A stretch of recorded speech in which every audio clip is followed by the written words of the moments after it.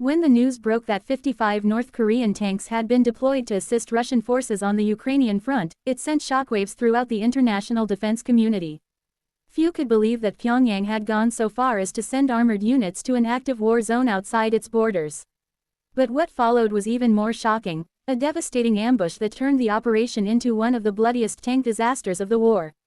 The convoy of North Korean tanks, reportedly consisting mostly of the Chonma-ho and Pokpung-ho models, entered eastern Ukraine through Russian-controlled territories. Their mission, according to intercepted communications, was to reinforce Russian positions in the Donetsk and Luhansk regions. The tanks, shipped in secrecy and heavily modified with Soviet-era components, were intended to show North Korea's support for Moscow's war efforts.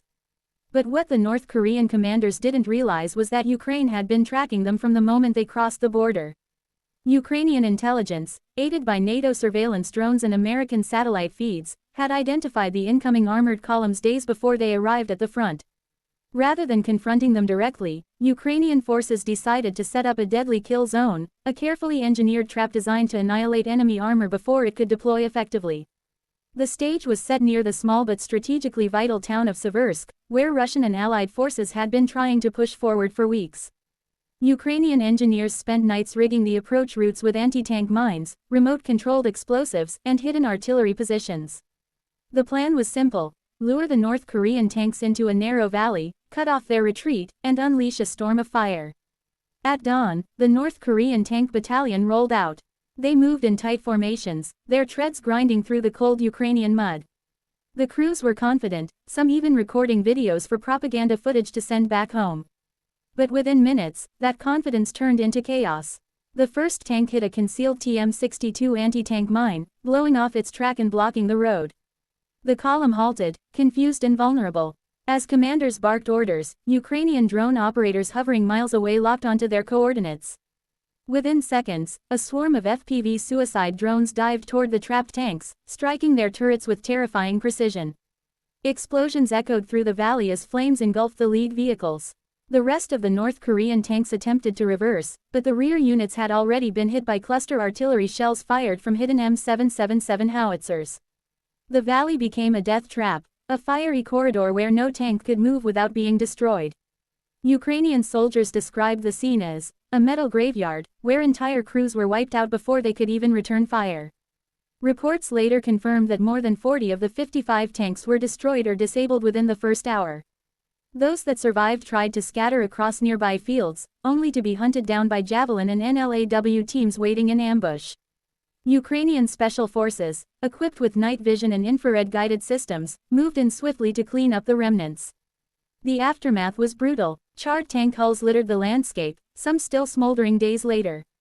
Ukrainian drones continued to monitor the area, destroying any attempt by Russian recovery crews to salvage the wreckage. Local civilians, once trapped between advancing front lines, described the thunderous blasts as the loudest since the war began. This event marked a turning point not just for the battlefield but also for North Korea's global image. Pyongyang had hoped that sending tanks would boost its reputation as a capable military ally of Russia. Instead, it showcased the weakness of its equipment and tactics. The Chonma-ho, an upgraded version of the old Soviet T-55, proved hopelessly outdated against modern Ukrainian drone warfare and NATO-grade intelligence support. Defense analysts were quick to note that the North Korean armor was decades behind modern standards. Many of the tanks lacked reactive armor, modern targeting systems, or electronic countermeasures. The crews had little combat experience, and their communication systems were primitive. Ukrainian electronic warfare units easily jammed their signals, leaving them isolated and unable to coordinate. Meanwhile, Russian forces who had integrated these North Korean units into their ranks were furious. Some reports from captured Russian soldiers revealed that they had complained to their command about the poor performance and reliability of North Korean machinery. In one intercepted message, a Russian officer reportedly said, "These tanks are steel coffins, good only for propaganda." International reaction was swift. Western intelligence agencies condemned North Korea's involvement as a direct violation of United Nations sanctions prohibiting the export of arms and military aid.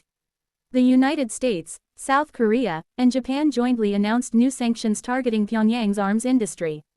Washington warned that any further military cooperation with Russia would bring severe consequences. In Seoul, South Korean officials expressed outrage and concern. The incident heightened tensions on the Korean peninsula, with the South Korean military placing its forces on heightened alert. Analysts warned that Kim Jong-un's involvement in the Ukraine war could backfire, weakening his global standing and inviting further isolation. For Ukraine, the destruction of the North Korean tank column was more than a tactical victory, it was a powerful psychological triumph. Ukrainian morale soared as footage of burning tanks spread across social media. Soldiers on the front lines celebrated the ambush as proof that no matter how many allies Moscow recruits, they can still be crushed by Ukrainian ingenuity and Western technology. The event also highlighted how the modern battlefield has changed. Traditional armored warfare, once dominated by tanks, is now increasingly dictated by drones, precision artillery, and advanced sensors. Ukraine's ability to turn low-cost drones into tank killers demonstrated the evolution of asymmetric warfare in the 21st century. Military experts believe this ambush will be studied for years as a textbook example of combined drone artillery tactics. The operation showcased how coordination between electronic warfare, drone reconnaissance, and precision artillery can obliterate even a large armored column. It also served as a warning to Russia that bringing in outdated foreign equipment would not change the tide of war, it would only lead to more losses. As for the few North Korean survivors, their fate remains uncertain. Some were captured and are now being interrogated by Ukrainian intelligence. Reports suggest they were unaware of the true nature of their deployment, believing they were participating in training exercises until they found themselves under real fire.